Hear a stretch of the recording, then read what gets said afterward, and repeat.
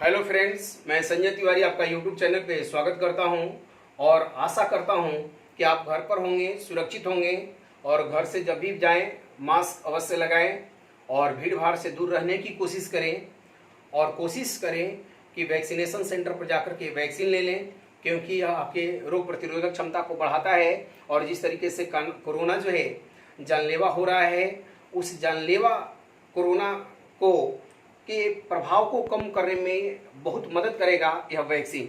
ठीक है, आज जो है टॉपिक हम लोग देखेंगे नागरिकता के बारे में या सिटीजनशिप के बारे में कि नागरिकता क्या होती है, नागरिकता क्या होती है और नागरिकता से संबंधित क्या प्रावधान है और इसमें क्या क्या संशोधन है।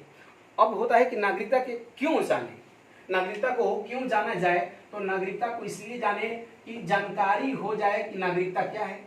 एक तो जानकारी के लेवल पे भी कि हमें नागरिकता के बारे में क्या जानकारी है, दूसरा परीक्षा के दृष्टिकोण से भी देखें तो यह चाहे बीपीएससी की परीक्षा हो, बीपीएससी की परीक्षा हो, दरोगा की परीक्षा हो, एसएससी की परीक्षा हो या फिर रेलवे की परीक्षा हो या अन्य कोई भी एनडीए सीडीएस की परीक्षाएं हैं, उन परीक्षाओं में नागरिकता से अक्सर प्रश्न पूछे जाते हैं। अगर हम इसको भली भांति जान लें तो यह हमारे लिए उपयोगी होगा, परीक्षा हॉल में हमारे क्वेश्चन नहीं फंसेंगे। ठीक है, तो देखें कि नागरिकता क्या है, इसका परिचय ले लें। नागरिकता का अगर हम फॉर्मेटिंग करें तो नागरिकता का क्या परिचय है, परिचय क्या है, इससे जुड़े संविधान में क्या प्रावधान है, संविधान में प्रावधान क्या क्या है, प्रावधान देख लें और इससे जुड़े हुए संशोधन को देख लें, संशोधन को देख लिया जाए। अगर हम परिचय की बात करें कि संविधान, ये नागरिकता की परिचय की बात करें तो भारत के संविधान के कहता है कि भाग दो और अनुच्छेद 5 से 11 में नागरिकता की चर्चा है, परिचय है। अब कहता है कि नागरिकता की क्या परिभाषा दिया जाए, किसे नागरिक कहा जाए, तो कहता है कि नागरिकता जो है लोकतांत्रिक शासन व्यवस्था का, लोकतांत्रिक जो शासन व्यवस्था है उसमें नागरिक एवं राज्य के बीच में कानूनी आधार प्रदान करता है, दूसरी बात, अगर आपको नागरिकता प्राप्त है तो आपको राजनीतिक रूप से राजनीतिक अधिकार प्राप्त हैं।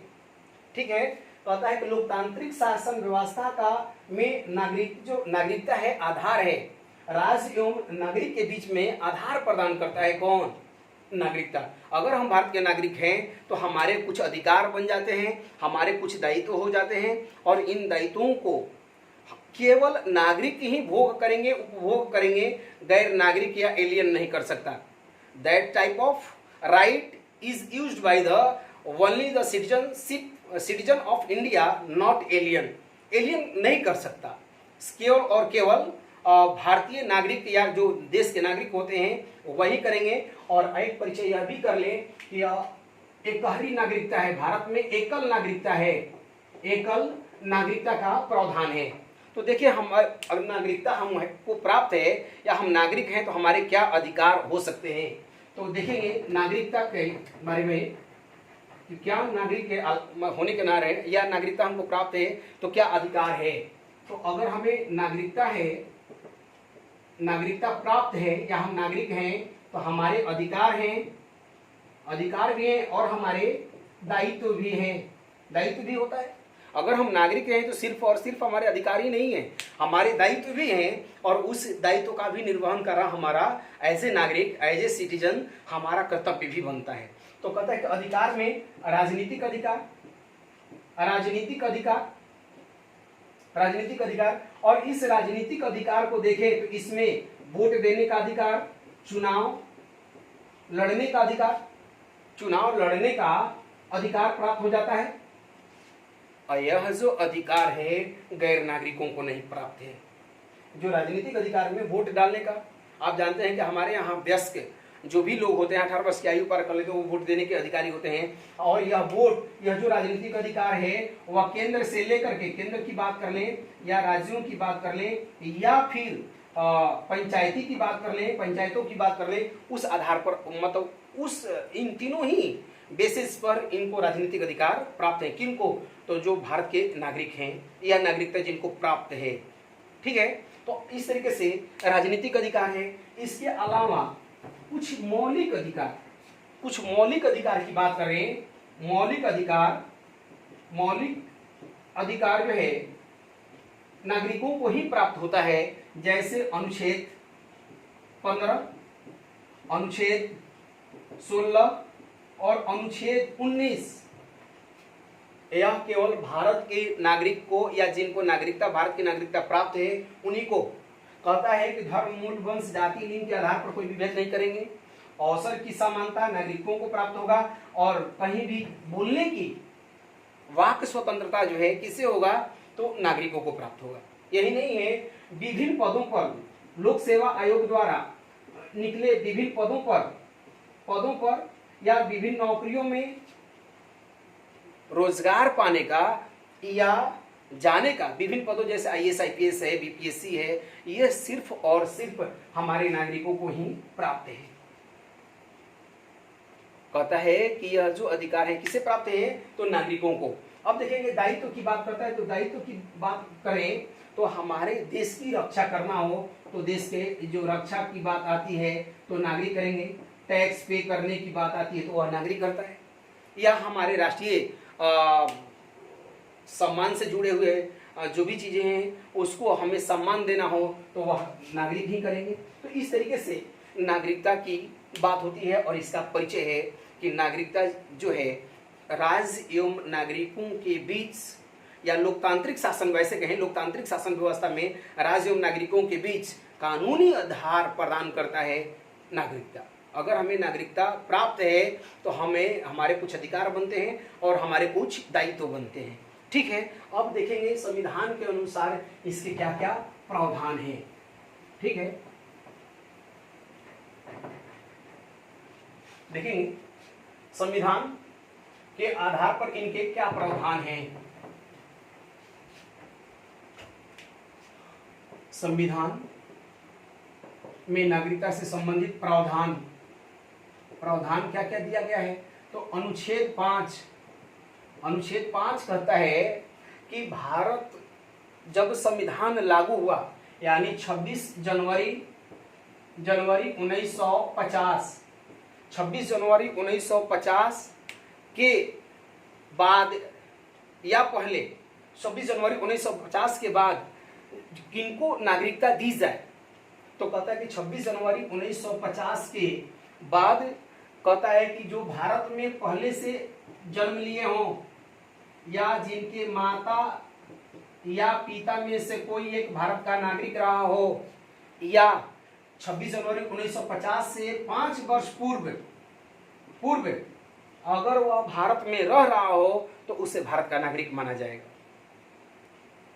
अनुच्छेद 5 कहता है कि 26 जनवरी 1950 से पहले इनका जन्म हुआ हो भारत में या उनके माता या पिता में से कोई एक भारत में रहा हो या 5 वर्ष पूर्व वो यहाँ पर रहे हों, यानी 26 जनवरी 1950 जिस दिन हमारा संविधान लागू हुआ था उससे पूर्व वो रहे हैं तो उनको यह नागरिकता प्राप्त हो जाएगी। और यह अनुच्छेद कितना कहता है? 5 कहता है। ठीक है, अब देखें अनुच्छेद 6 क्या कहता है। अनुच्छेद 6 को देखें। अनुच्छेद 6 कहता है कि पाकिस्तान, आप जानते हैं कि भारत का 2 बंटवारा होता, हिंदुस्तान और पाकिस्तान। यहीं पर थोड़ी समस्या है और कोई समस्या नहीं है नागरिकता में। हिंदुस्तान और पाकिस्तान हुए थे तो पाकिस्तान से आने वाले, अनुच्छेद 6 में पाकिस्तान से आने वाले या प्रवास करने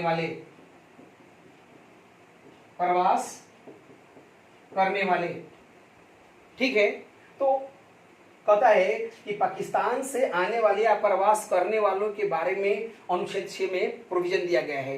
कहता है कि 19 जुलाई 1948 19 जुलाई 1948 ईस्वी से पहले इस दिन प्रवासियों के लिए परमिट जारी किया जा रहा था, प्रवासियों के लिए परमिट दिया जा रहा था। कहता है कि उससे पहले अगर कोई भारत में प्रवास कर गया है, भारत में अगर कोई प्रवास कर गया है तो उस स्थिति में उसे भारत का नागरिक माना जाएगा, बशर्ते उसके माता या पिता में से कोई एक, उसके माता या पिता में से कोई एक जो है भारत शासन अधिनियम 1935 के तहत या उसके परिभाषा के अनुसार वो भारत का नागरिक माना गया हो या भारत में रहता हो, तो उन्हें भारत की नागरिकता दी जाएगी। कब? तो 19 जुलाई 1948 से पहले वो भारत में आए हो। लेकिन अगर वह 19 जुलाई 1948 के बाद भारत में प्रवास कर रहा हो या भारत आया हो, अनुच्छेद 6 के अनुसार ही भारत के संविधान जब लागू हुआ था तो कहता है कि 19 जुलाई 1948 के बाद भारत में प्रवास करने आया है, तो वैसी स्थिति में उसे अपना रजिस्ट्रेशन करना होगा, परमिट लेना होगा और 6 माह पूर्व वह भारत में रहा हो। अगर 6 माह पूर्व रहा हो अर्थात 19 जुलाई 1948 से पहले 6 माह पूर्व भारत में रहा हो और रजिस्ट्रेशन कराया हो, परमिट लिया हो, तो वैसे लोगों को भारत का नागरिक माना जाएगा। ठीक है, अब देखेंगे अनुच्छेद 7 को।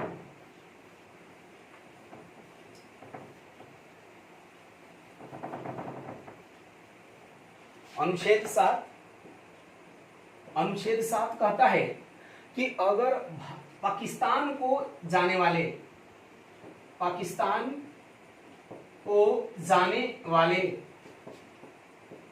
के बारे में उपबंध किया गया है, व्यवस्था दी गई है कि जो लोग पाकिस्तान चले गए, तो जो पाकिस्तान चले गए उनकी भारत की नागरिकता ऐसे ही समाप्त हो जाएगी, क्योंकि वो पाकिस्तान के निवासी हो जाएंगे तो भारत की नागरिकता उनकी समाप्त हो जाएगी। लेकिन अब वो पाकिस्तान के बाद फिर हिंदुस्तान प्रवास करने वाले हों, हिंदुस्तान प्रवास करने की कोशिश करते हों, यहाँ पर दिया है 1 जुलाई 1947 फिर प्रवास करने के हिंदुस्तान में प्रवास करने की कोशिश कर रहे हैं, तो वैसी स्थिति में अनुच्छेद 6 जो ऊपर आपको बताए, अगर उस प्रावधानों को पूरा करते हैं तब उन्हें भारत का नागरिक माना जाएगा, अन्यथा भारत का नागरिक नहीं माना जाएगा। ठीक है, अब अगला देखेंगे अनुच्छेद 8 को।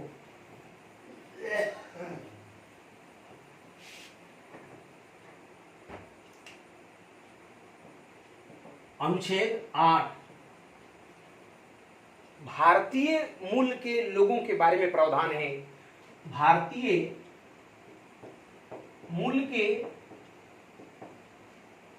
लोगों के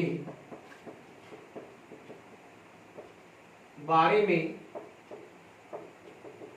प्रावधान दिया गया है। भारतीय मूल के लोगों के बारे में प्रावधान दिया गया है अनुच्छेद 8 में। आप जानते हैं कि कई भारतीय हैं जो रोजगार के दृष्टिकोण से या कुछ कमाने के दृष्टिकोण से या अन्य कार्य को लेकर के अगर वो भारत से बाहर गए हों, तो वैसे लोगों के बारे में जानकारी प्रदान करता है अनुच्छेद 8। अब देखिए अनुच्छेद 8 कहता है कि जो भारतीय रहे हों या भारतीय मूल के रहे हों और कहीं विदेशों में जाकर के अपना रोजगार कर रहे हों, वहां रह रहे हों, तो उस स्थिति में अगर वह भारत का नागरिक बनना चाहता है, तो बन सकता है। कैसे? तो कहता है कि उसके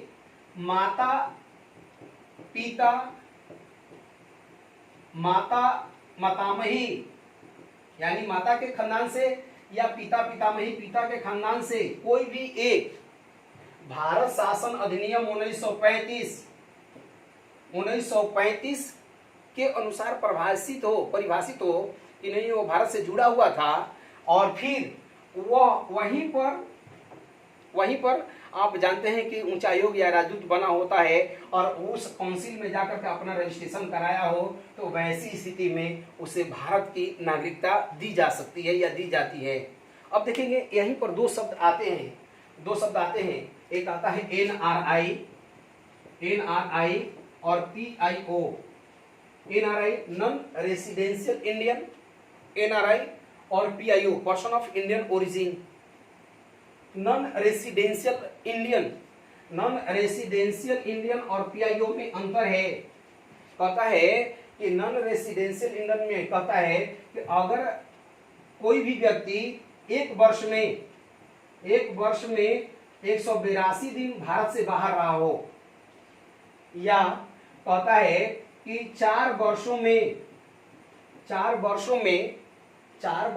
वह 365 दिन भारत से बाहर रहा हो तो उसे NRI माना जाएगा, अब हम लोग देखेंगे PIO person of Indian origin. कहता है कि पर्सन ऑफ इंडियन ओरिजिन भारतीय मूल का नागरिक, पर्सन ऑफ इंडियन ओरिजिन जो भारतीय मूल से जुड़ा हुआ हो। कहता है कि यह कभी भारत का पासपोर्ट प्राप्त किया हो, या उसके माता पिता में से कोई एक जो है भारतीय मूल के रहे हों, तो वैसे लोगों को PIO कहा जाता है, या पर्सन ऑफ इंडियन ओरिजिन कहा जाता है। यानी कहीं ना कहीं वो भारत से कभी ना कभी जुड़ा हुआ हो तो पर्सन ऑफ इंडियन ओरिजिन है। इसी कभी कभी ये टर्मोलॉजी आपको मिलेगा, NRI क्या होता है, PIO क्या होता है। ठीक है, तो यहाँ पर देखिए क्लियर हुआ। अब देखेंगे अनुच्छेद 9।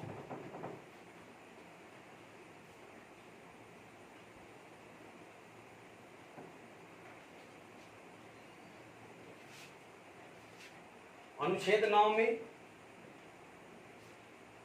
नागरिकता का त्याग की चर्चा है। अगर कोई व्यक्ति भारत की नागरिकता छोड़ देना चाहता है या किसी दूसरे देश की नागरिकता अर्जित कर लेता है तो वैसे देश की स्थिति में वो भारत का नागरिक नहीं माना जाएगा, उसे भारत का नागरिक नहीं माना जाएगा। अब देखेंगे अनुच्छेद 10 को। अनुच्छेद 10 कहता है कि नागरिकों का अधिकार का बना रहना, नागरिकों के अधिकारों का बना रहना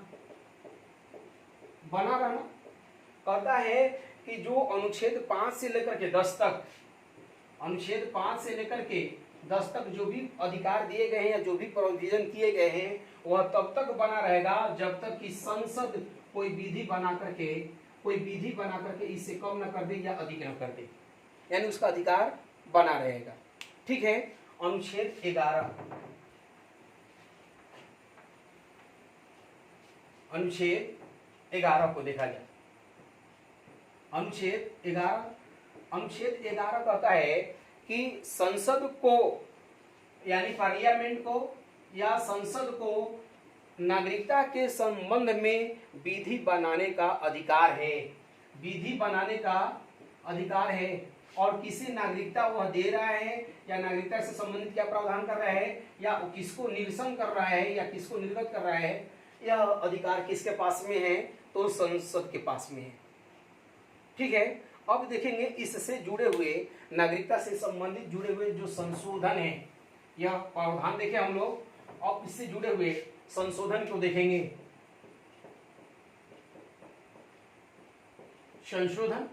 कई संशोधन आपको देखने को मिलेंगे। अब हम लोग संशोधन के बारे में देखेंगे कि क्या क्या भारत के नागरिकता से संबंधित जो कानून है या संविधान में जो प्रोविजन दिए उसमें क्या क्या संशोधन किए गए हैं। तो संशोधन देखेंगे 1955 में क्या, 1955 का संशोधन, 1986 में संशोधन, 2005 में क्या संशोधन है, और 2019 में क्या संशोधन किए गए।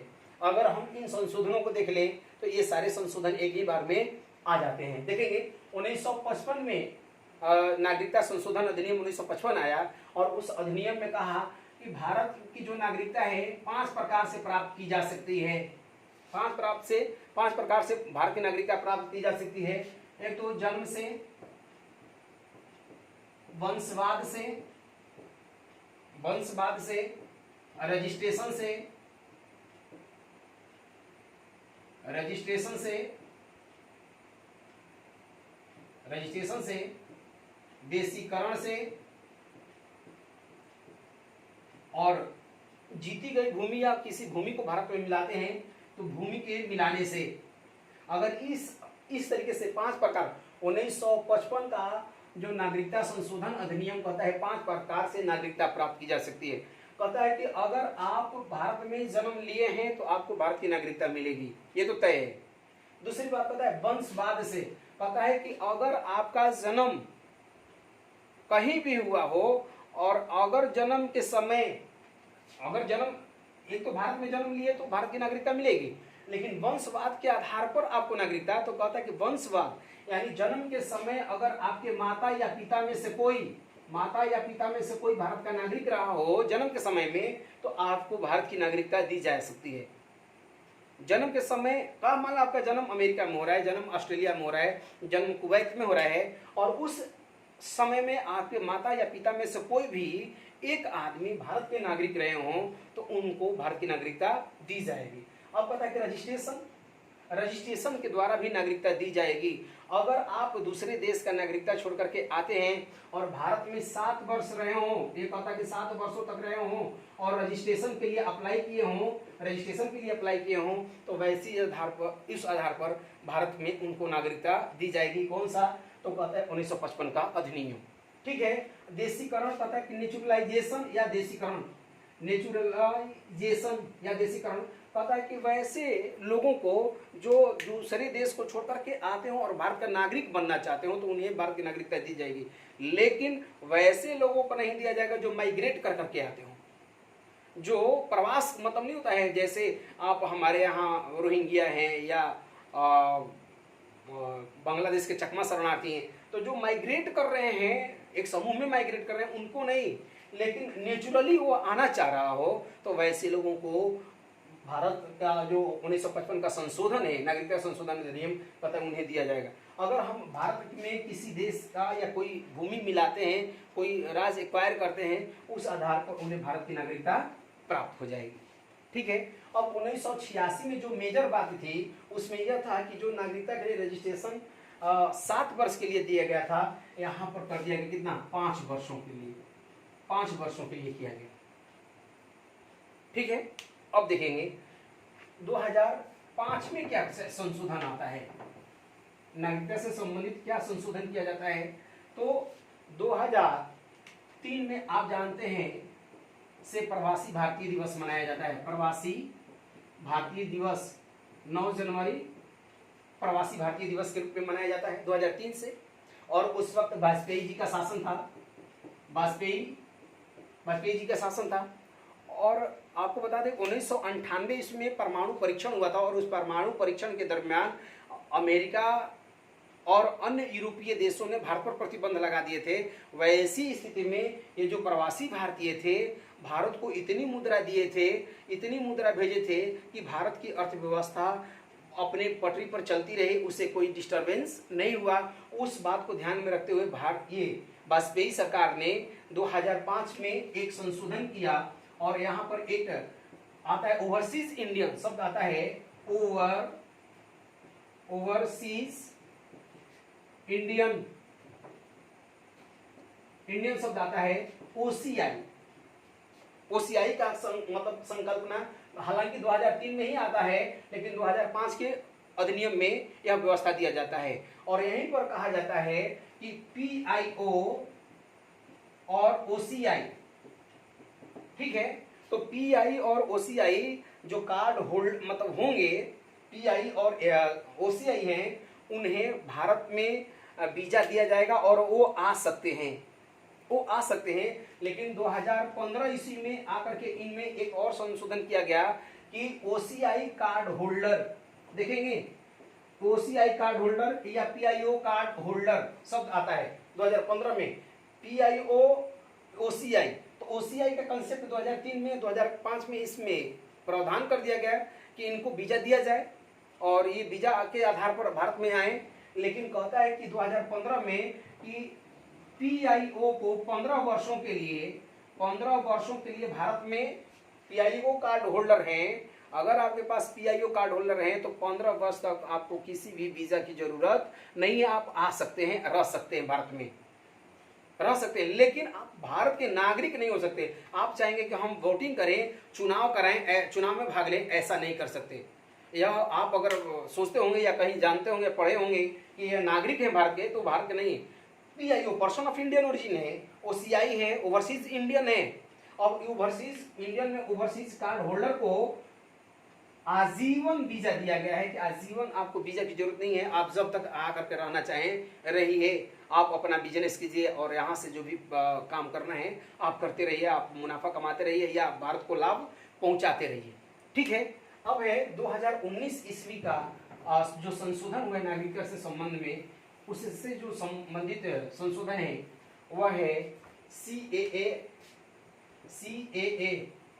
सिटीजनशिप अमेंडमेंट एक्ट, नागरिकता संशोधन अधिनियम, नागरिकता संशोधन अधिनियम CAA आता है, ये CAA, और कहता है कि इसमें नागरिकता संशोधन अधिनियम में कहता है कि वैसे प्रवासी या वैसे अल्पसंख्यक प्रवासी जो भारत में 5 वर्षों से रहे हों और किन किन देशों से आए हों, तो कहता है कि पाकिस्तान से आया हो, अफगानिस्तान से आया हो, बांग्लादेश से आया हो, तो अगर आए हुए हैं और वह हिंदू हो, बौद्ध हो, जैन हो, ईसाई हो, अगर ये इन धर्मों को मानते हैं और उन देशों में अल्पसंख्यक रहे हों, अगर वह भारत में 5 वर्ष तक रहे हों या 2014 से भारत में रह रहे हों, तो उन्हें भारत की नागरिकता दी जाएगी।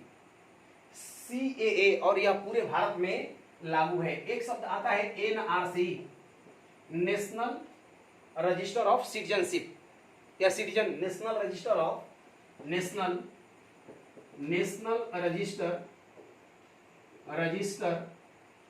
ऑफ सिटीजन या सिटीजनशिप कह सकते हैं। तो यह जो सिटीजन है, NRC है, यह अभी असम में लागू है। और असम के संदर्भ में हालांकि हमारे गृह मंत्री जो हैं अमित शाह ने बोला कि इसे पूरे भारत में लागू किया जाएगा, लेकिन अभी भी यह कानून कहाँ लागू है?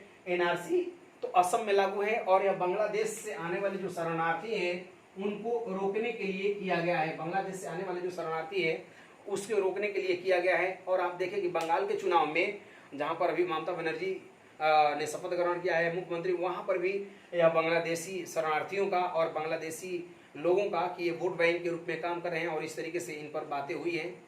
तो आज यहीं तक, धन्यवाद।